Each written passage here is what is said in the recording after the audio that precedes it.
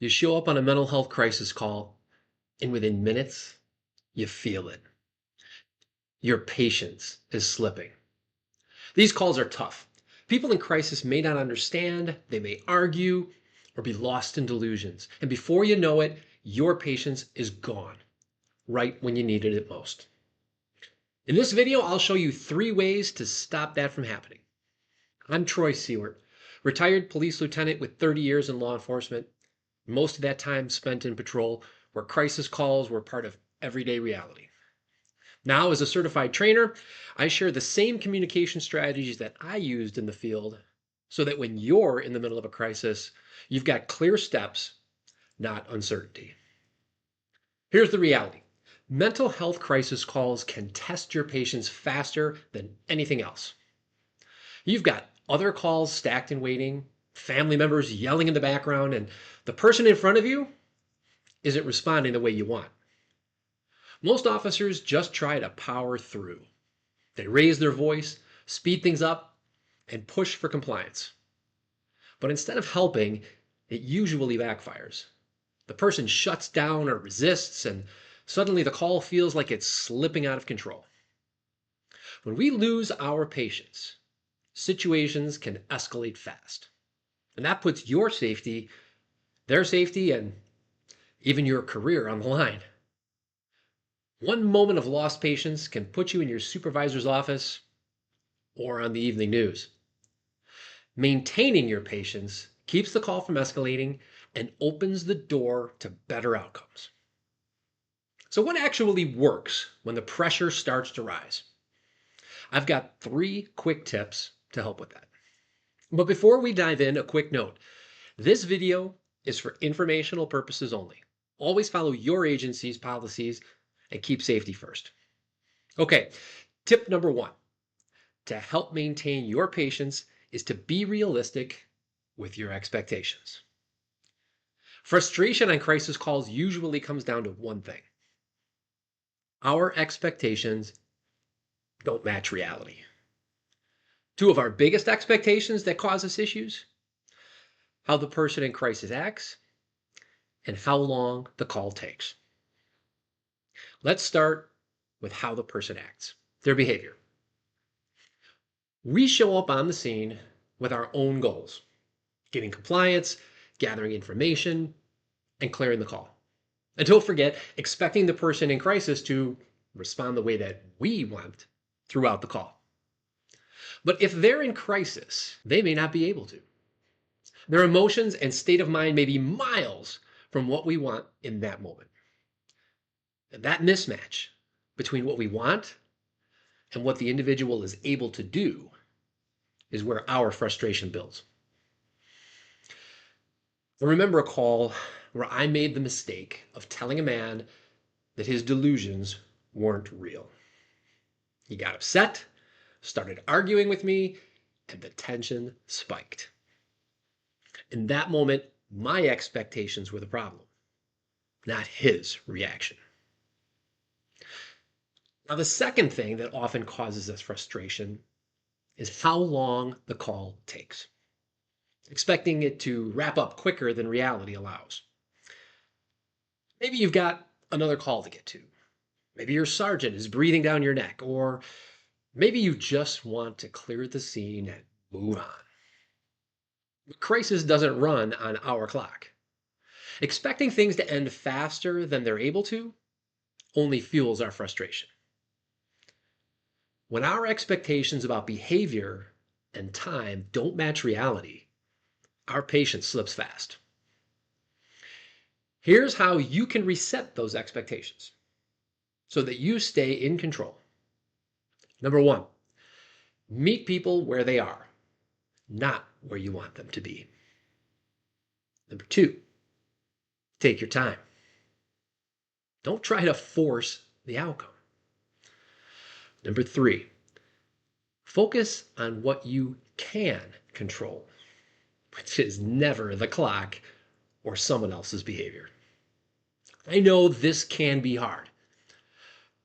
Try repeating a simple mantra in your head while you're on the call, something like, they're in crisis, slow down. You may find it helps. Okay, you've reset expectations about behavior and time. That's step one. Now let's make sure your emotions don't take over. That's where the second tip comes in. Tip number two is check and pause. A big part of maintaining patience is noticing when you're starting to lose it. Check yourself repeatedly throughout the call. Here are some common red flags that you're beginning to lose your patience. You start feeling hot. You get restless or on edge, unable to contain your energy. Your voice speeds up or gets louder. Your muscles tighten, hands clench, heart races, or your breathing gets shallow. Those are your "I'm losing patience" warning lights. When they show up, recognize what they're telling you, and then pause. Take one slow breath before saying another word. That reset gives you back control.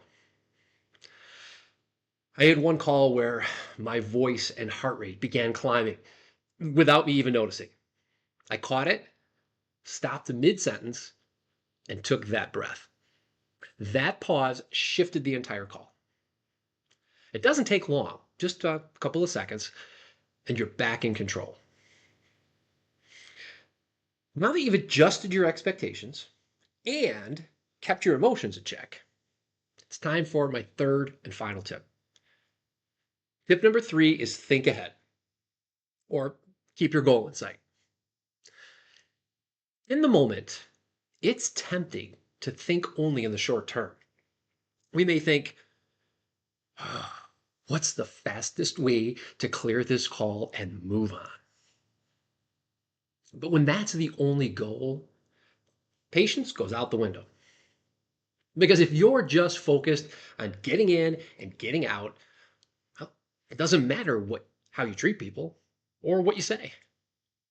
You just want to clear the call and you want it to be over. That approach almost always backfires. Long-term thinking changes everything. It keeps you patient in the moment because you know that how you act now shapes the outcome later.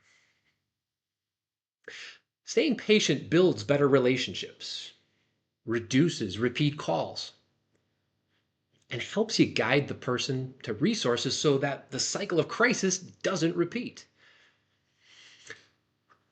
I remember getting calls every week about a man who was either acting strangely or causing a disturbance. We'd show up, calm things down, and send him on his way. But the pattern never changed until one day we slowed down and made sure that he connected to services. After that, calls stopped. That's the difference long-term thinking makes. Remember, our job isn't to prove we're right. It's to be successful. And real success isn't just clearing the call as quickly as possible and seeing the same person later that shift. It's keeping your patience, staying in control, and guiding the call toward real resolution. Connecting them to help so you don't have to come back. Now that we've covered all three tips, here's how they come together and how you can use them on your next shift. Number one, reset your expectations. Meet people where they are, not where you want them to be. Number two, check yourself and pause. Watch for your body's warning signs and take one slow breath before you speak. Number three, think ahead. Focus on long-term goals that guide your actions on the call and help you maintain patience. If you implement these three tips, you'll have a better chance of maintaining your patience and give every situation its best chance at a safe resolution. To keep building that kind of confidence, subscribe to the channel, and grab my free monthly email, The Insightful Responder, where I share one practical tool every month that you can use on your next shift. Because when you train to respond, not just react, every call becomes a chance to lead with calm confidence.